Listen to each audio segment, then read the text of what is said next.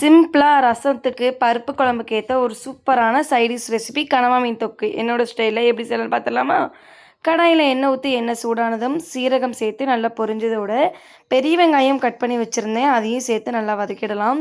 கூடவே 1 டீஸ்பூன் இஞ்சி பூண்டு விழுதும் சேர்த்து நல்லா பச்சை வாசனை போகிற வரைக்கும் வதக்கி விட்டுட்டு கருவேப்பிலை கொஞ்சமாக 2 பச்சை மிளகாயும் சேர்த்து நல்லா வதக்கி விட்டுடலாம். அதுக்கப்புறம் நான் வந்து சிக்கன் 65 மசாலா தேவையான அளவுக்கு நான் சேர்த்துக்கிறேன். ஒரு 3 ஸ்பூன் அளவுக்கு நான் சேர்த்துக்கலாம். அதுக்கப்புறம் 1 டீஸ்பூன் மிளகாய்த்தூள், 1/4 டீஸ்பூன் மஞ்சள் தூள் சேர்த்து நல்லா மிக்ஸ் பண்ணி விட்டுக்கலாம். இது வெங்காயத்தோட அந்த மசாலா நல்லா மிக்ஸ் ஆனதுக்கப்புறம் தக்காளி 2 அரைச்சி அதையும் சேர்த்துக்கிட்டேன். இப்போ அது 1 நிமிஷம் போல் இது போல் வதக்கி விட்டுட்டு தேவையான அளவுக்கு நான் உப்பு சேர்த்து நல்லா வதக்கி விட்டுறேன். இப்போ நல்லா வதங்கட்டும். இப்போ நான் வந்து 1/2 கிலோ அளவுக்கு கனவா மீன் கழுவி எடுத்துக்கிட்டேன், அதையும் சேர்த்துக்கலாம். இப்போ கனவா மீன் சேர்த்ததுக்கப்புறம் ரொம்ப குக் பண்ணக்கூடாது.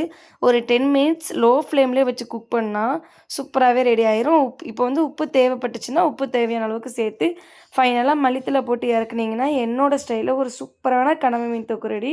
இந்த வீடியோ பிடிக்கும்னு நினைக்கிறேன். பிடிச்சா லைக் பண்ணுங்கள், ஷேர் பண்ணுங்கள், கமெண்ட் பண்ணுங்கள். மறக்காமல் சப்ஸ்கிரைப் பண்ணிக்கோங்க. பாய்.